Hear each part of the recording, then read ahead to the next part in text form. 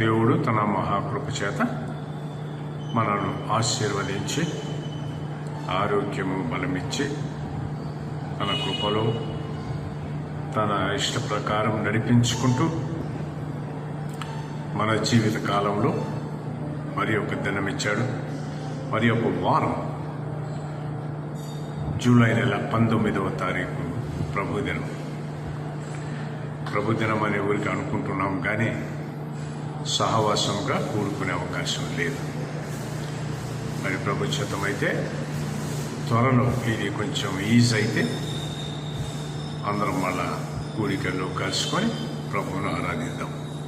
అంతవరకు ఈ దేవుడు ఇచ్చిన ఈ ఎలక్ట్రానిక్ గ్యాడ్జెట్స్ ద్వారా కలుసుకొని ప్రార్థన చేసుకున్నాం. మరి ప్రభుదిన ఆరాధనకి వెళ్ళకముందుగా ప్రార్థన చేసుకున్నాం. ప్రేమగల మా తండ్రి, పరిశుద్ధ దేవ, నమ్మదగిన మా తండ్రి, మీకు వందనాలు స్తోత్రాలు. ప్రభువైన యేసుక్రీస్తు నామములో మమ్మల్ని రక్షించుకొని మీ కృపను మాకు బయలుపరిచి క్షేమాన్ని ఆరోగ్యాన్ని ఇచ్చి మా జీవిత కాలంలో మరి ఒక ప్రభుదినం ఇచ్చారు. మరి ఒక వారం ప్రభుదినంతో ఆరంభం చేయడానికి జూలై నెల 19వ తారీఖు దయచేశారు.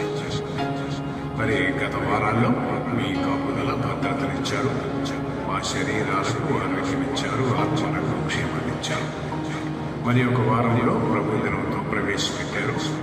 మరి ఈ వారం అంతా కూడా మీ కాపుదలను భద్రతను దయచేసి మీకు సాక్షులకు మేము ఉండగలిగినట్లు మమ్మల్ని ఆశీర్వదించమని, మీ వాక్యంలో ఉన్నటువంటి సంగతులు మాకు గ్రహింపు కలిగించి ప్రభుకి ఇష్టమైన జనాంగముగా అనిపిస్తున్నాము మహిమార్థమై జీవించగలిగినట్లుగా మమ్మల్ని అందరినీ తీర్చిదిద్దుమని యేసుక్రీస్తు పరిశుద్ధ నామమున వేడుకుంటున్నాం తండ్రి, ఆమేన్.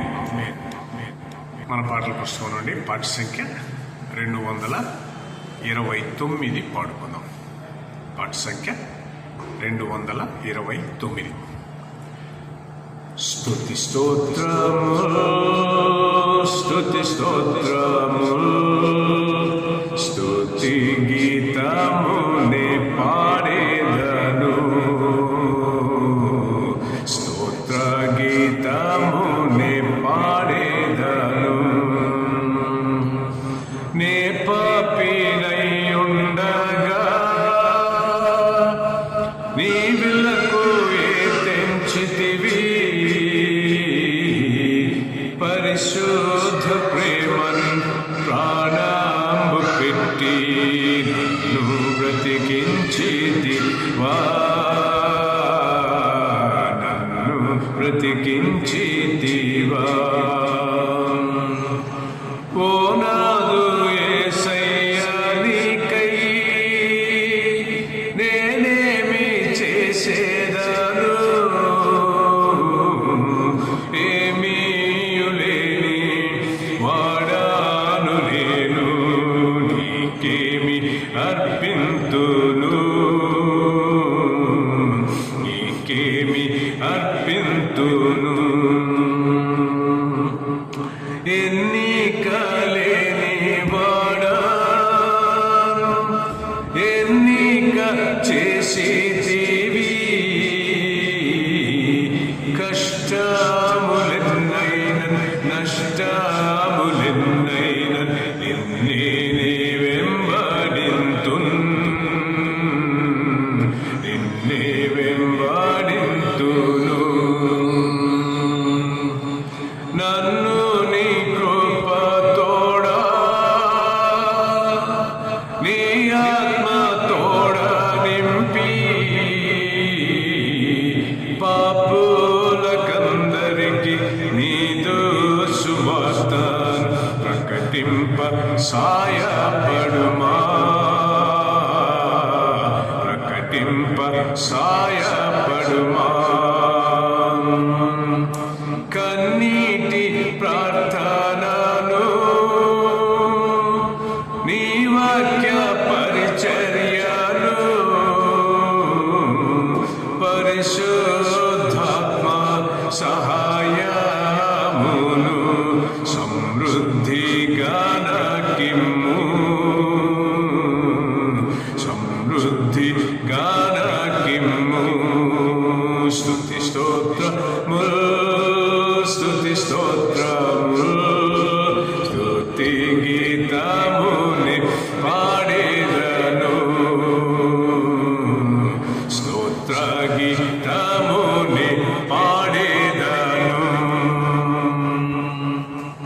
వాటి సంఖ్య 120. వాటి సంఖ్య 120. యేసుతో ఠీవిగాను పోదమా, అడ్డుగా వచ్చు వైరి గెల్వను, యుద్ధనాదముతో పోదమా. రారాజు సైన్యమందు చేరను, ఆ రాజు దివ్య సేవ చేయను. యేసురాజు ముందుగా ధ్వజము పట్టి నడువగా, యేసుతో ఠీవిగాను వెడలను. విశ్వాస కవచమును ధరించుచు ఆ రాజు రాజ్ఞమదిని నిల్పుచు, అనుదినము శక్తిని పొందుచున్న వారమై, యేసుతో ఠీవిగాను వెడలను. శోధనలు మనల చుట్టి వచ్చినా, సాతాను అంబులెన్ని తగిలినా, భయము లేదు మనకిక, ప్రభువు చెంతనుందుము, యేసుతో ఠీవిగాను వెడలను. ఓ యువతి యువకులార చేరుడి, శ్రీ యేసురాజు వార్త చాటుడి. లోకమంత ఏకమై యేసునాథు గొల్వను, సాధనం ఎవరు నీవు లేనిగా. యేసుతో ఠీవిగాను పోదమా, అడ్డుగా వచ్చు వైరి గెల్వను, యుద్ధనాదముతో పోదమా. ఈ దిన వాక్య భాగము రోమీయులకు రాసిన పత్రిక 1వ అధ్యాయం 18వ వచనము నుండి 32వ వచనం వరకు. 15 వచనాలు ఉన్నాయి కాబట్టి నేను చదవటం లేదు. దాన్ని మీరు వాక్యాన్ని తెరిచిపెట్టుకొని రాసుకునే వాళ్ళు కొంచెం జాగ్రత్తగా రాసుకోండి. రోమీయులకు రాసిన పత్రిక 1వ అధ్యాయం 18 నుండి 32వ వచనం వరకు. అంశము క్రీస్తు మీదనే కేంద్రీకరించాలి. క్రీస్తు మీదనే కేంద్రీకరించాలి. Focus only on Jesus. Okay. Hugh McKay అన్న ఒక సోషల్ కామెంటేటర్ ఓ మాట చెప్పాడు. మనలో అనేకులు దేవుని కంటే ప్రధానంగా వేరే వాటికి ప్రాధాన్యతనిస్తున్నాము అని. అనేకులు దేవుని కంటే వేరే వాటికి ప్రాధాన్యతనిస్తున్నాము. తప్ప రైటా? 100కి 100 రైట్. ఎందుకంటే క్రీస్తును కాదని మనం అనేకమైన వాటి వైపు తిరుగుతున్నాం. ఉదాహరణ చెప్తాను. యోగా. క్రీస్తును కాదని యోగా వైపుకి వెళ్ళిపోయాం. ప్రపంచమంతా యోగాలోనే ఉన్నారు. తర్వాత ఎవల్యూషన్. దేవుడు సృష్టిని గంభీరంగా చేస్తే సృష్టిని చేయలేదు, సృష్టి అన్నది ఏర్పడిందని, ఎవల్యూషన్ అని ఒక థియరీ వచ్చేసింది. అదే ఈరోజు స్కూళ్ళల్లో, కాలేజీల్లో చెప్పిస్తున్నారు. పిల్లలు నేర్చుకుంటూ ఉన్నారు. ఇంకోటి విగ్రహారాధన. ఇంకా దేవుని కంటే చదువులు, సంపాదన, ఇటువంటివి అనేకమైనవి మన జీవితాల్లో చోటు చేసుకొని ఉన్నవి. నిజమే కదా?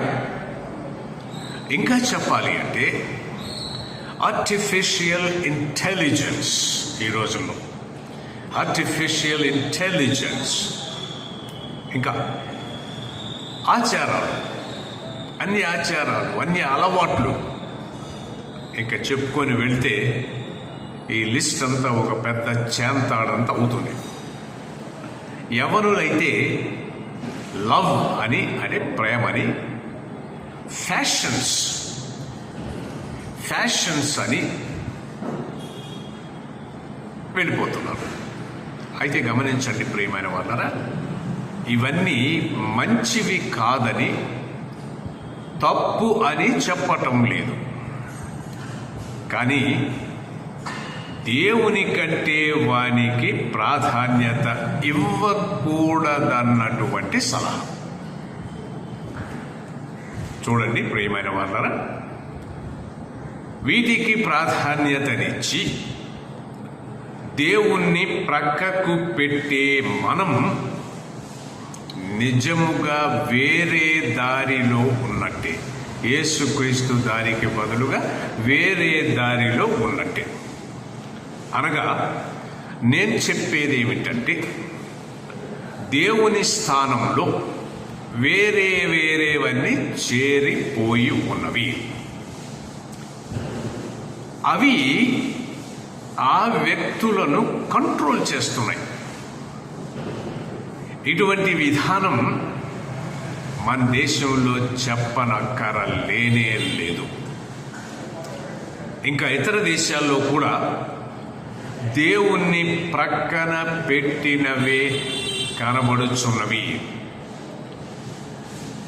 ఈ ప్రపంచ దేశాలలో ఈ విధంగా ఎందుకు జరుగుతూ ఉన్నది అనంటే దానికి జవాబు వెరీ వెరీ సింపుల్. ఏంటో తెలుసా? దేవుని విధానాన్ని విడిచిపెట్టారు కనుక ఈ విపరీతమైన పరిస్థితులు ఏర్పడుతున్నాయి. ఇటువంటి పరిస్థితి రాబోతుందని ఎప్పుడో గమనించిన పరిశుద్ధాత్మ దేవుడు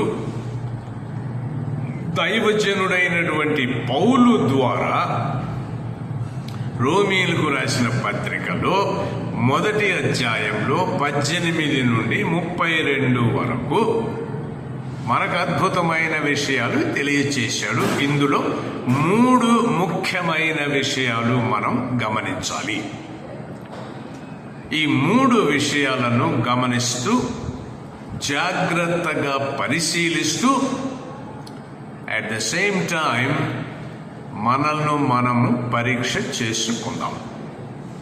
ఆ 3 విషయాలు ఏమిటంటే, 1, దేవుడు ఉన్నాడు, ఆయన తన్ను తాను ప్రత్యక్షపరచుకున్నాడు.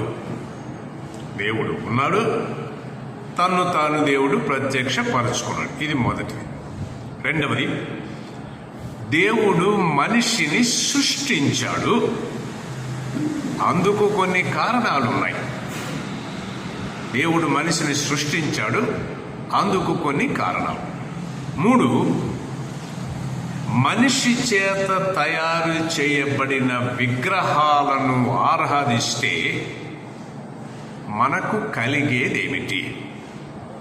మనుష్యులు తయారు చేసిన విగ్రహాలను మనము ఆరాధిస్తే మనకు కలిగేదేమిటి? ఈ 3 విషయాలు, ఈ 3 అంశాలను రోమీయులకు రాసిన పత్రిక 1వ అధ్యాయం 18 నుండి 32 వరకు మనం దృష్టిలో ఉంచుకొని వాటిని ధ్యానం చేస్తూ మన విశ్వాసం ఏమిటో కూడా పరీక్షించుకుందాము. ఎందుకంటే విశ్వాస జీవితము నిత్య పరీక్ష. అందుకే మనం ఏ రోజుకు ఆ రోజు విశ్వాస విధానంలో బ్రతకాలి. అటువంటి అద్భుతమైన బ్రతుకు ద్వారా క్రీస్తును ఘనపరచాలి. కాబట్టి ఈ 3 విషయాలను ఇప్పుడు ధ్యానం చేద్దాం. మొదటిది, దేవుడు ఉన్నాడు, ఆయన తన్ను తాను ప్రత్యక్షపరచుకున్నాడు. రోమీయులకు రాసిన పత్రిక 1వ అధ్యాయం 20వ వచనం. ఈ మాట వినటానికి చాలా బాగానే ఉంది. కానీ మనిషికి కలిగే ప్రశ్న ఏమిటంటే, ఎలాగూ దేవుడు ప్రత్యక్షపరచుకున్నాడు? ఇంతేనా? ఎవరైనా అడిగి దేవుడు ఎలా ప్రత్యక్షపరచుకున్నాడు అని అడుగుతారు. దానికి జవాబు కూడా వెరీ సింపుల్. ఈ సృష్టి ద్వారా ఆయన ప్రత్యక్షపరచుకున్నాడు. భూమి, ఆకాశము, సూర్యుడు, చంద్రుడు, నక్షత్రాలు, రకరకాల పక్షులు, జలచరాలు, పూలు, చెట్లు, పండ్లు, ఇవన్నీ సృష్టింపబడినవే. వీటిలో ప్రతి ఒక్క విషయాన్ని పరీక్షగా చూస్తే వీటిని సృష్టించిన సృష్టికర్త ఎంత ఘనమైన వాడో, ఎంత గొప్పవాడో, ఎంత తెలివి గలవాడో మనకు అర్థమవుతుంది. సృష్టింపబడినది ఏది ఒకే విధంగా ఉండదు, ఒకే విధంగా లేదు. No two created things are the same. కీర్తన గ్రంథం 19వ అధ్యాయం 1వ వచనంలో అద్భుతమైన వర్ణన ఇచ్చాడు. ఆకాశములు దేవుని మహిమను వివరించుచున్నవి, అంతరిక్షము ఆయన ప్రత్యక్షతను ప్రచురపరచుచున్నది అన్నాడు. చూసారా? చూడండి, ఈ సృష్టి ఎంత గంభీరమైనదంటే, ఒకే నేల నుండి గంభీరమైన వాసననిచ్చే పూలు, కుళ్ళిపోయిన మాంసం వాసన వచ్చే పూలు, రాఫ్లేషియా ఫ్లవర్స్ అంటున్నాం. ఇవి కూడా సృష్టిలోనే దేవుడు ఏర్పాటు చేశాడు, సృష్టించాడు. చేదునిచ్చేటటువంటి వేప, తీపినిచ్చేటటువంటి మామిడి, జామ పళ్ళు, ఇవన్నీ సృష్టి చేయబడినవి. 2 రకాల నక్షత్రాలు లేవు. ప్రియమైన వాళ్ళు, ఇలా చెప్పుకొని వెళితే కొన్ని రోజులు ఈ తేడాల గురించి మనం మాట్లాడవచ్చు. ఇద్దరి వేళ్లకున్నటువంటి ఈ మార్కులు, గీతలు, వేళ్లలో ఉన్నటువంటి గీతలు ఇద్దరికి ఒకేలాగా ఉండవు. ఇద్దరి కళ్ళు ఒకటిగా ఉండవు. చూసారా ఎంత గొప్ప సృష్టిని చేశాడో ఈ సజీవుడైన దేవుడు. మొన్న పేపర్లో చూశాను, పిచ్చుకలు గూడు కట్టుతున్నాయి. ఆ గూడు, ఆ పిచ్చుకలు బొమ్మలు వేశాడు. గమనించారా? పిచ్చుకలు బోలుడున్నాయి, కానీ ఆ పిచ్చుక మాత్రమే అటువంటి గూడును కట్టగలదు. అది కూడా ఒక ఆకుకు వేలాడుతుంది. అది లోపల దూరే విధానం కానీ చాలా గంభీరంగా ఆ పిచ్చుక మాత్రమే చేయగలదు. అందుకే దేవుని జ్ఞానం అనంతం, ఏ మనిషికి అందదు. రోమీయులకు రాసిన పత్రిక 1వ అధ్యాయం 20వ వచనం ఒకసారి చూడండి.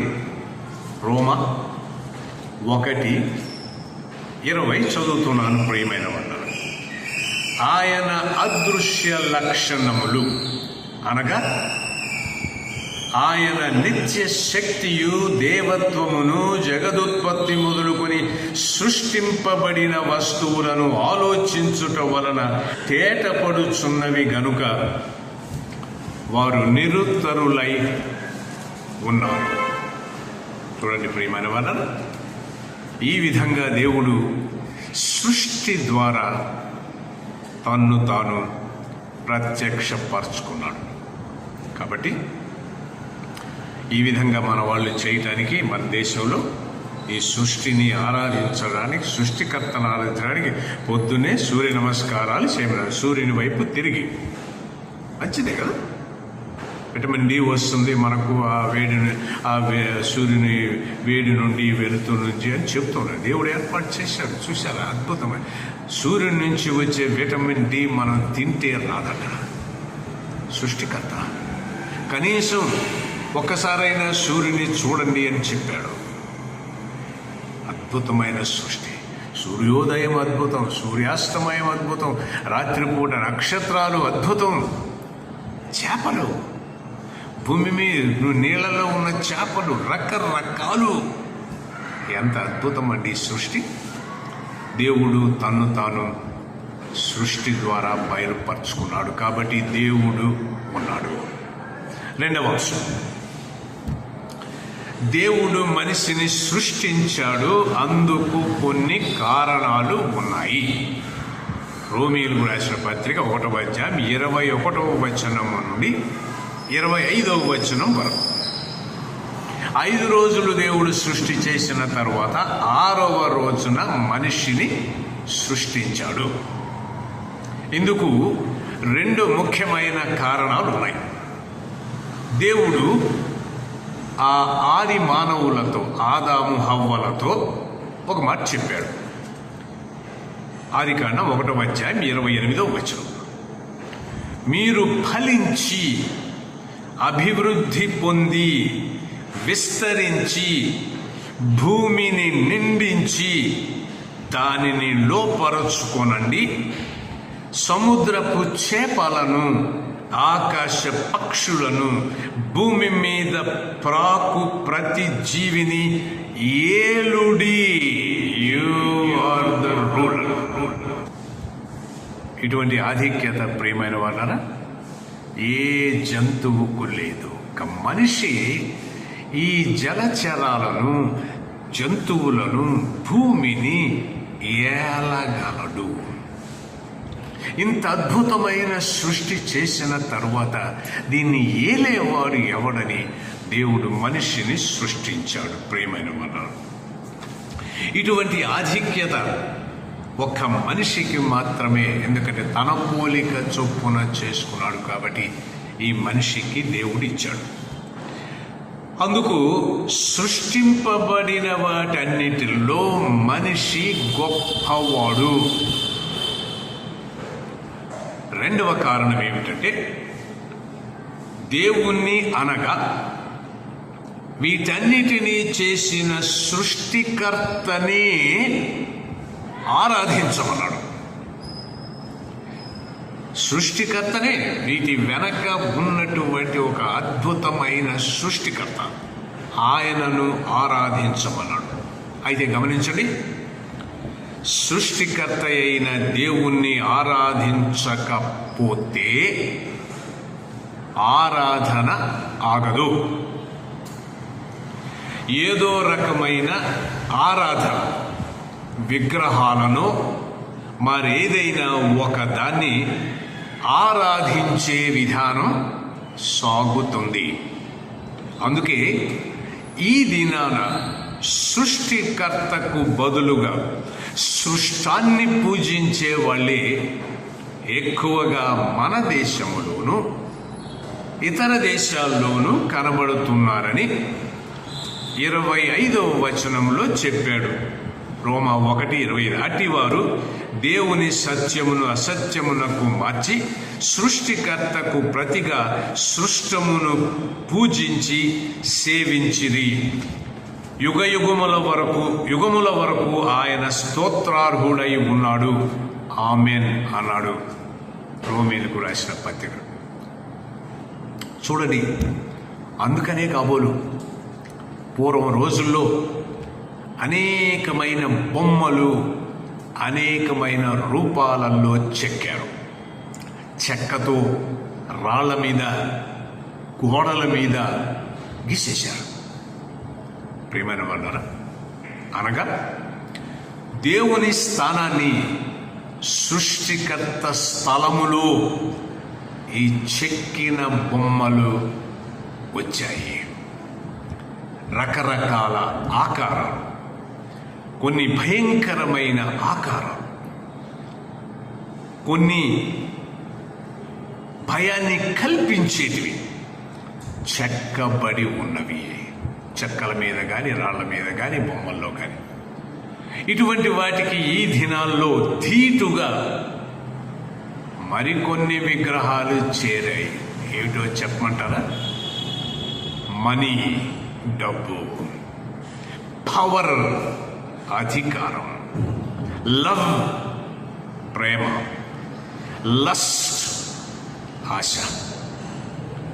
సృష్టికర్త ఉండవలసిన హృదయాలలో ఇవి చోటు చేసుకున్నాయి. ప్రియమైన వాళ్ళు చాలా జాగ్రత్తగా గమనించాలి. డబ్బు సంపాదించుకోవాలి అనుకున్న వాడికి దినాలతో పని లేదు. అంటే ప్రభు దినమైనా ఒకటే, ఆదివారం నుంచి శనివారం అయినా ఒకటే.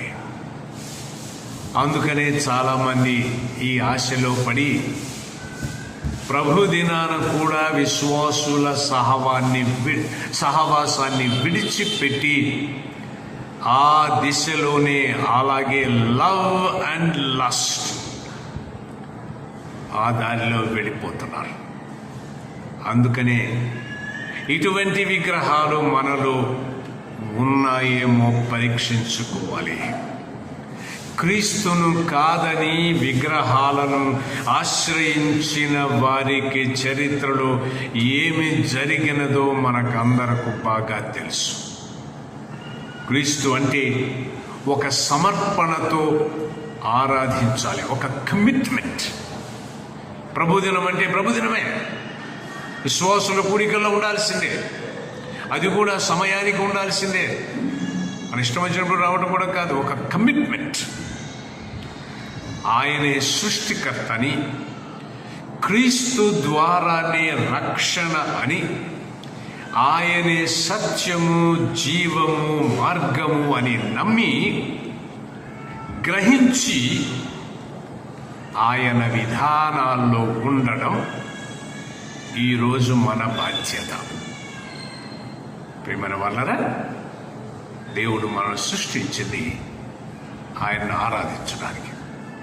ఈ ఆరాధనలో పాల్పొందకుండా మనం ఎన్ని వేషాలు వేస్తున్నామో పరీక్షించుకున్నామా? మనకు అన్ని దినాలు ఒకటే, ఆదివారం కూడా ఉద్యోగమే. మర్చిపోకటి,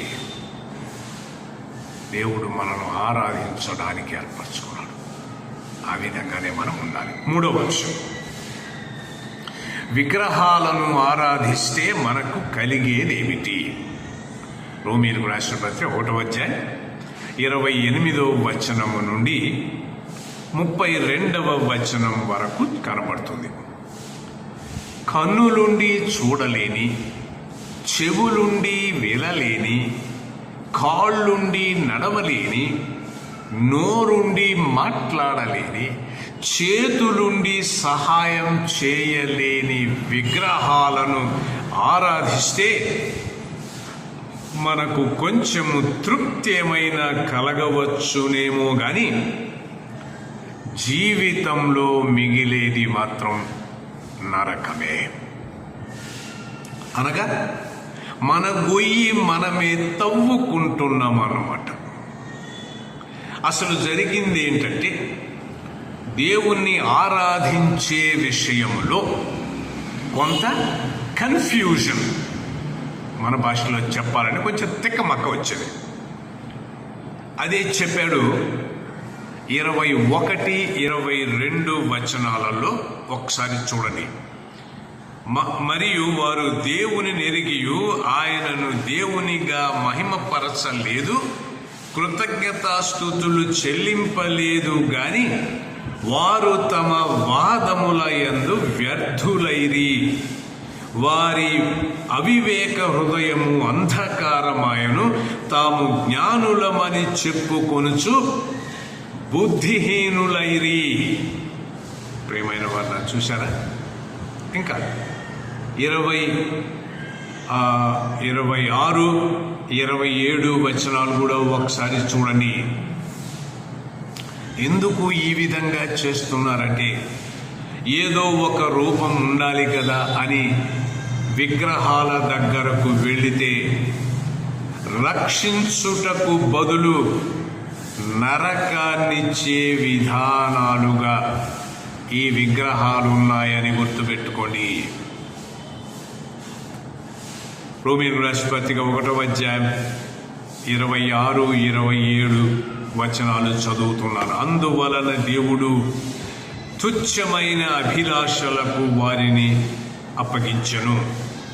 వారి స్త్రీలు సైతము స్వాభావికమైన ధర్మము విడిచి స్వాభావిక విరుద్ధమైన ధర్మమును అనుసరించిరి.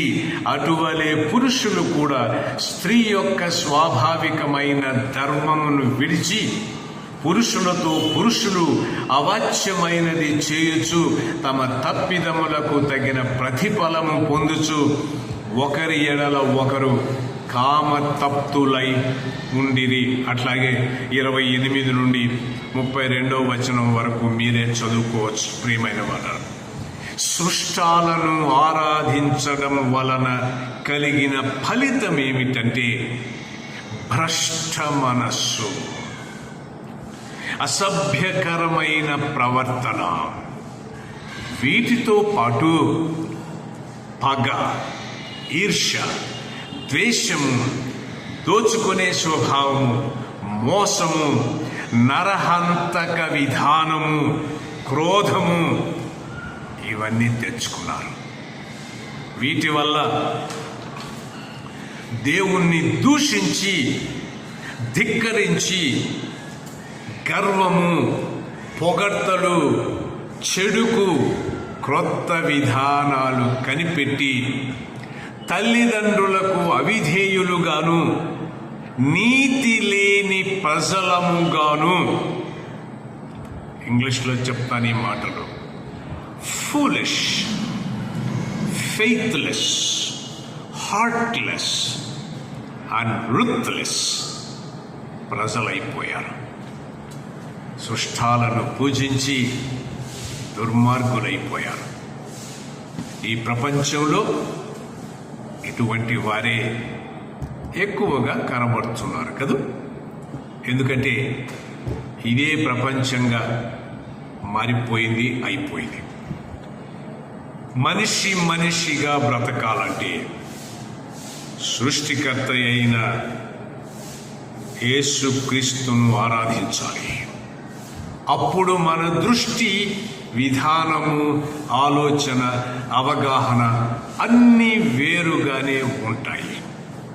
ప్రతి చోట ప్రభువును ప్రతిబింబించగలిగి ఉండాలి అనేమన్నాడు చూడండి.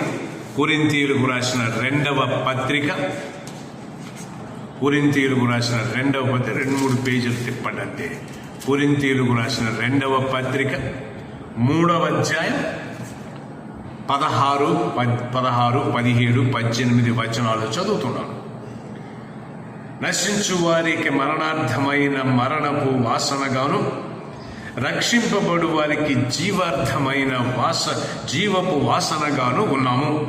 కావున ఇట్టి సంగతులకు చాలిన వాడెవడు? మేము దేవుని వాక్యమును కలిసి చెరిపెడు అనేకుల వలె ఉండక నిష్కాపట్యము గలవారును దేవుని వలన నియమింపబడిన వారమునయుండి క్రీస్తునందు దేవుని ఎదుట బోధించుచున్నాము. ప్రియమైన వాళ్ళ 16, 17 వచనం. తప్పుడు విధానాలను, సృష్టాలను ఆరాధిస్తే వాటి లక్షణాలు మనము కలిగి ఉంటాము కనుక వాటిలాగానే ప్రవర్తిస్తాము.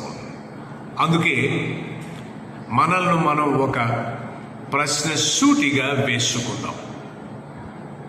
మనము ఎవరిని ఆరాధించుచున్నాము? సృష్టికర్తనా, సృష్టినా? సృష్టికర్తనైతే ఆయన మనలను తప్పక రక్షిస్తాడు, పాప విమోచన కలిగిస్తాడు. అందుకే ప్రభు అయిన యేసు చెంతకు రండి. రోమీయులకు రాసిన పత్రిక ఒకసారి చూడండి. రోమీయులకు రాసిన పత్రిక 4వ అధ్యాయం, రోమా 4:24-25 వచనం. రోమా 4:24-25. మన ప్రభు అయిన యేసును మృతులలో నుండి లేపిన వాని యందు విశ్వాసం ఉంచిన మనకును ఎంచబడని మన నిమిత్తము కూడా వ్రాయబడెను. ఆయన మన అపరాధముల నిమిత్తము అప్పగింపబడి మనము నీతిమంతులముగా తీర్చబడుటకై లేపబడెను. అలాగే రోమీయులకు రాసిన పత్రిక 8వ అధ్యాయం, రోమా 8:10-11 వచనాలు కూడా ఒకేసారి చదివేస్తాను చూడండి. క్రీస్తు మీలో ఉన్న ఎడల మీ శరీరము పాప విషయమై మృతమైనది కానీ మీ ఆత్మ నీతి విషయమై జీవము కలిగి ఉన్నది. మృతులలో నుండి యేసును లేపిన వాని ఆత్మ మీలో నివసించిన ఎడల మృతులలో నుండి క్రీస్తు యేసును లేపినవాడు చావునకు లోనైన మీ శరీరమును కూడా మీలో నివసించుచున్న తన ఆత్మ ద్వారా జీవింపచేయును. ప్రియమైన వారలారా, పునరుత్థానుడైన యేసుక్రీస్తు, మరణమును జయించిన యేసుక్రీస్తు, క్రొత్త జీవాన్నిచ్చే యేసుక్రీస్తు మాత్రమే చేయగలిగిన పని రక్షణ. అందుకే ఈరోజే ఆయన చెంతకు వద్దాం. నీవు విశ్వాసివైతే సంపూర్ణ సమర్పణతో ఆయనను ఆరాధిద్దాం. సృష్టికర్త అయిన యేసుక్రీస్తు నీ కొరకు ఎదురు చూస్తున్నాడు. Come today. ఈరోజే వస్తావా? సమర్పణతో వస్తావా? మన ఫోకస్ అంతా యేసుక్రీస్తు మీదనే ఉండాలి. చిన్న కథ ఒకటి, నాకు ఒక ఇన్సిడెంట్, కథ కాదు, అమెరికాలో జరిగిన ఒక ఇన్సిడెంట్ నాకు గుర్తొస్తుంది. ఒక తల్లి, ఓ పాప, అనుకోకే కూతురు, హై స్కూల్ చదివే వరకు ప్రభువుని అంగీకరించింది. ప్రియమైన వారు బాగా గమనించండి, ప్రభువుని అంగీకరించింది, విశ్వాసాన్ని చెప్పుకుంది. అక్కడ నుంచి వాళ్ళ ఊరు నుంచి కాలేజీకని పెద్ద సిటీకి వెళ్ళిపోయింది. అక్కడుండి కొన్ని రోజులు అమ్మకు ఫోన్ చేయడం, ఉత్తరాలు రాయడం బాగానే జరిగింది. నెమ్మదిగా ఈ లోకంతో, తన తోటి విద్యార్థులు, అన్యులైన వారితో సహవాసం చేసి నెమ్మదిగా వెనక్కు వెళ్ళిపోయింది. ప్రియమైన వాళ్ళని గమనించండి, ఆమెలో తల్లి పట్ల ప్రేమ కానీ, ప్రభువు పట్ల సమర్పణ కానీ సన్నగిల్లింది. అమ్మకు ఫోన్ చేయడం, అమ్మకు ఉత్తరాలు రాయడం తగ్గిపోయింది. అంతకుముందు ఫ్రీక్వెంట్గా, చాలా తరచుగా అమ్మను పిలిచి మాట్లాడేది. ఇది నెమ్మదిగా తగ్గిపోయింది. అమ్మ గమనించింది, పిల్లలో ఏదో చేంజ్ వచ్చిందని ఆ ఊరు వెళ్ళింది. ఆ పాప ఏం చేస్తుందో గమనించింది. ప్రియమైన వాళ్ళరా, క్లాసులు కూడా ఎగ్గొట్టి జల్సాలు, స్నేహితులతో చేయరాని పనులు చేస్తూ ప్రభువుకు దూరం అయిపోయింది. తల్లి చూసిందండి, ఏం చెప్పాల పిల్లకు. ఏంటమ్మా, నువ్వు విశ్వాసివి కదా, ఇదేంటి ఇలా చేస్తున్నావని ఏమనలా. నెమ్మదిగా ఇంటికి వెళ్ళిపోయింది. ఇంటికి వెళ్ళిపోయి ఓ పెద్ద ఫోటో, ఆమె ఫోటో తయారు చేసి వాల్ పోస్టర్స్ తయారు చేసి తీసుకొని వచ్చి ఆ పిల్ల ఉంటున్న స్థలం, వెళ్తున్న కాలేజ్ దారులలో పెట్టేసింది. అమ్మ ఫోటో, దాని కింద ఏం రాసింది తెలుసా? Your mother is waiting far you. Your mother still loves you. కింద రాసిన మాట, నీ అమ్మ నీ కోసం ఎదురు చూస్తుంది, ఇంకనూ నిన్ను ప్రేమిస్తూ ఉన్నది. అక్కడక్కడ పెట్టేసిందని ఈ పిల్లకి తెలీదు అమ్మ చేసిన పని. రోజు బయటకు వచ్చి కాలేజీకో ఎక్కడికో వెళ్తూ బొమ్మ చూసింది. ఎవరు? అరే మా అమ్మ. Your mother is waiting for you. Come soon. Your mother loves you still. అని చదివిందండి. వెంటనే ఆ పిల్ల మనసు చివుక్కుమనిపించింది. ఎందుకో తెలుసా? ఒక్కసారిగా అమ్మ బొమ్మ చూడటంతోనే తన పాత జీవితం, విశ్వాస జీవితం, ఇప్పుడు కాలేజీలో తను చేస్తున్న జీవితం కాళ్ళ ముందు కనబడింది. వెంటనే చేసి తెలుసా? పెట్టే బేడ సర్దుకొని అమ్మ దగ్గరికి వెళ్ళిపోయింది. అమ్మతో చెప్పింది, ఐఎమ్ సారీ, నీకు విరోధంగా, దేవునికి విరోధంగా నేను జీవించానమ్మా, నన్ను క్షమించమా అని ఆ పాప తల్లిని వేడుకున్నది. తల్లి పాప ఇద్దరు ప్రార్థన చేసుకున్నారు. ప్రియమైన వాళ్ళరా, నువ్వెంత పాపివైనా, నువ్వెంత దుర్మార్గుడవైనా, నువ్వెన్ని దేవునికి ఇష్టమైన పనులు చేసినా, the Lord is waiting for you. Come soon. He still loves you. ఇదిగో శిలువ మీద ప్రభువు నీ కొరకు ఎదురు చూస్తున్నాడు, నిన్నే చూస్తున్నాడు, నీ పేరు పెట్టి పిలుస్తున్నాడు. వస్తావా? వస్తావా? ఎంత గొప్ప అవకాశం ఇస్తున్నాడు. Our focus must be on Jesus Christ, on the Lord. యేసు వైపు మాత్రమే మనం చూస్తూ ఉండాలి. ప్రియమైన వాళ్ళరా, ఎంత ఆధిక్యతనిచ్చాడు దేవుడు మనకు. ఎంత పాపులమైనా ఆయన తిరిగి చేర్చుకోవడానికి ఉన్నాడు. వస్తావా? సమర్పించుకుంటావా? క్రీస్తుకు మహిమకరంగా జీవించాలని ఈరోజు తీర్మానం చేసుకుంటావా? దేవుడి మాటలను మన కొరకు ఆశీర్వదించును కాక. ఆమేన్. ప్రేమగల మా తండ్రి, నమ్మదగిన దేవా, మహోన్నతుడా, మీకు స్తోత్రాలు. నన్ను మమ్మల్ని వెదకి రక్షించుకున్నారు. మీ వారు మనల్ని ముద్రలు తీసినారు. ఈ లోక అలవాట్లు కొన్ని మమ్మల్ని మీ దగ్గర నుంచి దూరంగా తీసుకువెళ్తున్నాయి. అయితే మీరు ఇంకా మా కొరకు ఎదురు చూస్తున్నారని గుర్తు చేశారు. తిరిగి మీ మార్గంలో నడుస్తున్నారు. మేమందరం ఈ లోకంలో సాక్షులుగా ఉంటూ మా జీవిత గమ్యాన్ని యేసుక్రీస్తు వైపు చూస్తూ నడిపించడానికి మీ పరిశుద్ధాత్మ శక్తిని మాకందరికీ దయచేయమని యేసుక్రీస్తు పరిశుద్ధ నామమున వేడుకుంటున్నాము తండ్రి. ఆమేన్. Praise the lord.